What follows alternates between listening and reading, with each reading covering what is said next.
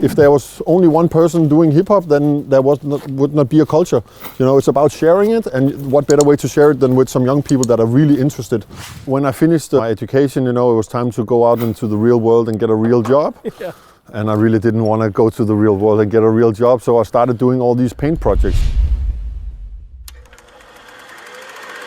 Herzlich willkommen zur 4. Folge von Back to Tape Unseen. Ich hoffe, ihr habt die vorherigen Folgen geschaut und den Film. Wenn nicht, könnt ihr das machen. Er wird hier nach wie vor verlinkt.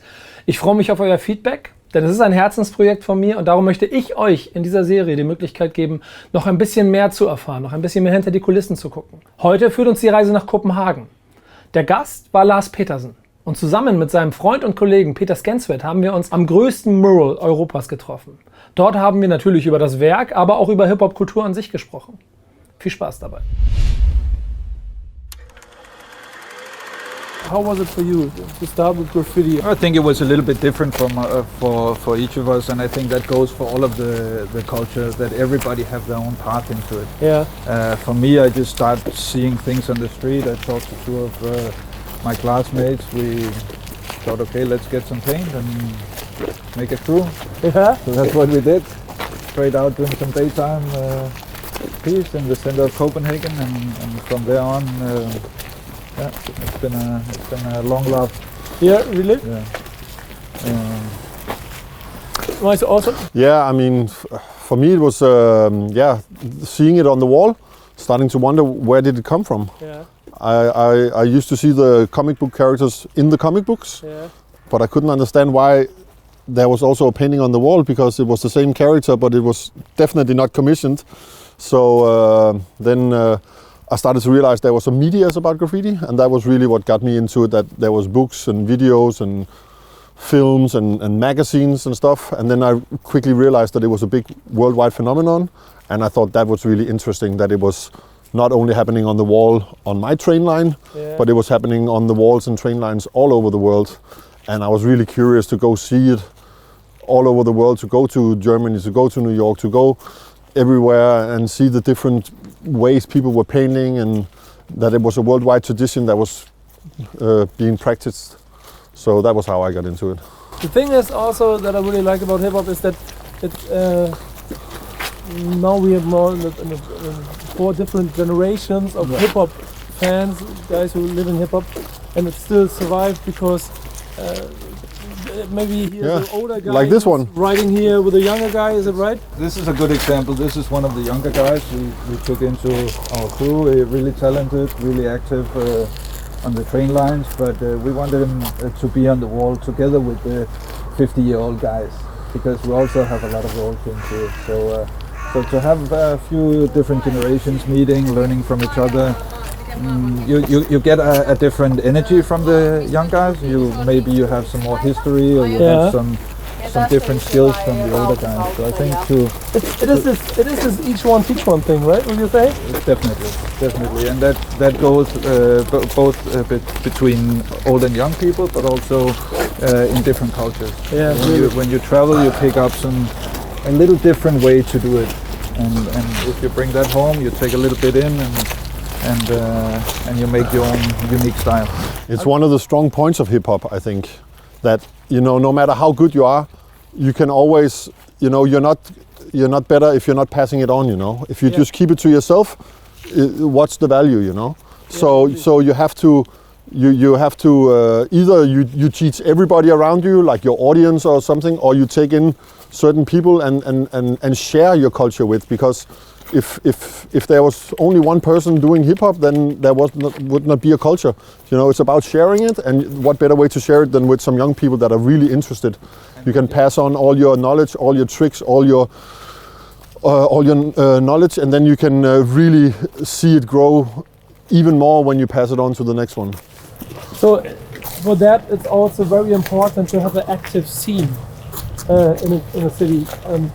Would you say you have a great active scene here in Copenhagen, in the city? Yeah, for sure. I would say. I mean, I think it's the city with the longest period of running trains all over the world. I mean, there's constantly trains running. We have the street bombing, we have the murals, we have, I think we have a big variety for a relatively small capital in a relatively small country. So, we're getting to the part of the mural where the different civilizations have now started to travel and to make trades with each other, and also exchanging ideas and knowledge between civilizations. So this is also again similar to hip hop, really, you know. It's so funny. So hip hop is sometime a mirror of the world's history, because that's also what's happening in hip hop. You know, you go to other places and you learn new things, you get new inspirations. You know, it doesn't matter if you're rapping or if you're dancing or if you're painting. You can always go to somewhere else, and yeah, when you go there, you can document it with your smartphone. And this is the present time. But it's so funny because we just make this walk here beside the wall, and we can get pictures for all the things we're talking about. Yeah. Just have an evolution wall. It's really funny. We talked about how strict should we make the evolution of graffiti within the wall, and so it's in there, but it's more loose. This is actually this area. This is the power plant we see in the background. So this is the area seen from the harbor side, and here we get into the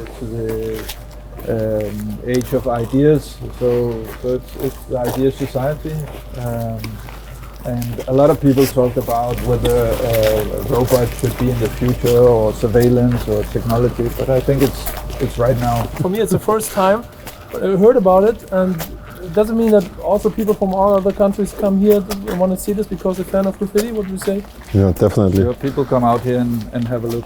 Here you can actually see the whole painting in an overview. This is so great. So, you know, we started over here, right? Walking over here, and then we walked along the wall all the way.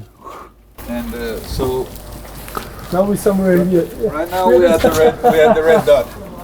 So this was actually painted because it's the present. This is actually us painting. Guys sitting eating lunch. Christina bike arriving with more paint. So This is such a cool place. it's a documentation of the process while it was painted.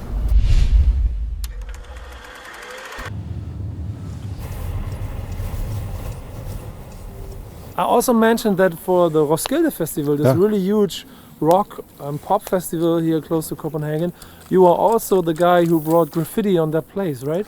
Yeah. It's also a meeting point for graffiti from all over the world. Yeah, it's turned out like that. You know, Roskilde, it's a very, very big festival for music and arts and culture. And the festival comes with a lot of walls, like this wall.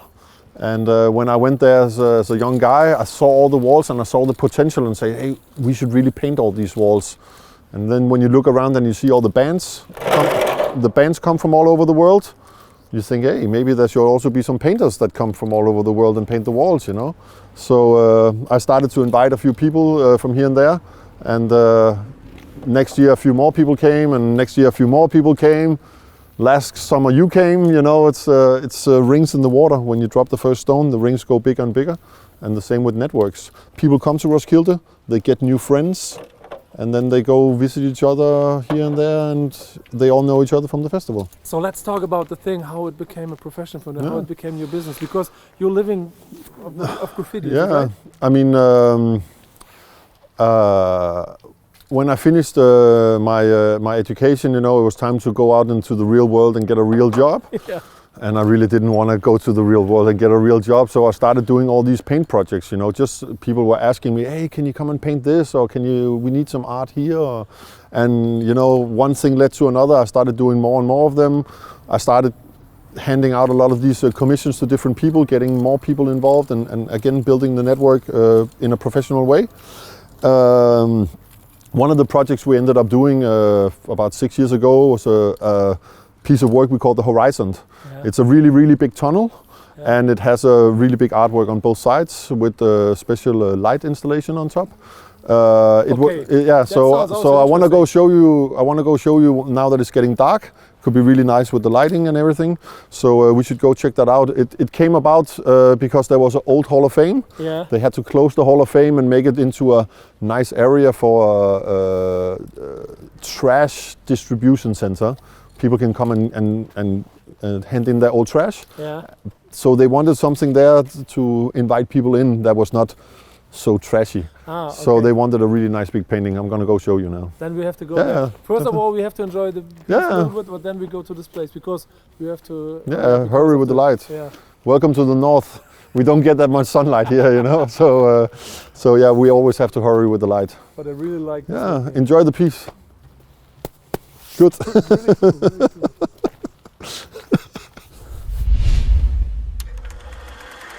So on the wall you have a lot of stuff about Copenhagen city, and you have a lot of stuff about recycling, and some graffiti mixed into it. And then they also put on a lot of nice lighting. And now it's it's kind of an art installation that you walk through or you drive through. So it's about 1,400 square meters of mainly pink and yellow and purple, and you don't find that anywhere else in the city either. Yeah. So the story is, it's an artwork that works with the city. I mean, a project like this, we don't call it graffiti. This is art in public space, or it's a mural, or it's a wall painting. Yeah. Of course, there's elements of graffiti inside it, but it's a big job. And in order to make a project like this, of course, you have to be professional about it. There's a lot of people that have an interest in the project. There's a lot of different people in the project, and you have to make all of them come together in order to pull off a big project like this. And I do projects like this in Copenhagen. I also do it all over Denmark, and I also do it internationally. For this project, we were 5 guys from Copenhagen and 1 guy from Australia. So we try to have an international flavor in what we do, and also bring people together when it's time to work together. 2 things. First thing is, how is it for you that your love for graffiti feed yourself? It gives you the money to survive. Well, it feels good to do something that you have a passion for, you know. If you have the passion, then it never really feels like work. You're always doing it because you have a drive and you have a motivation for doing it. And that feels great, yeah. So a lot of people dream about making a living from what they have a passion for. It don't matter if you have a passion for cars or for art, or it can be anything. If you have a big enough passion, I think you can make it a living. You have to go for it and give it a chance and give it a shot. And then you never look back once you get started. The latest, one of the latest big projects that I've done, which you could say is a goal, is that we did this TV series about graffiti's history. And it's called The Rise of Graffiti Writing. You can see it on Arte. And it brought me all over the world to meet a lot of my heroes, the people that went there before me and the people that I look up to. And I get to interview them. We get to try to piece together the history of how graffiti came to Europe and started to grow there.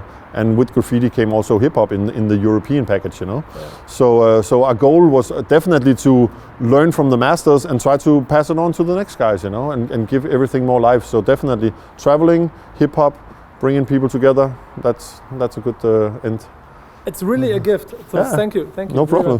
No problem. It was a pleasure for me, even that you show me your Copenhagen and your power of hip-hop. Yeah.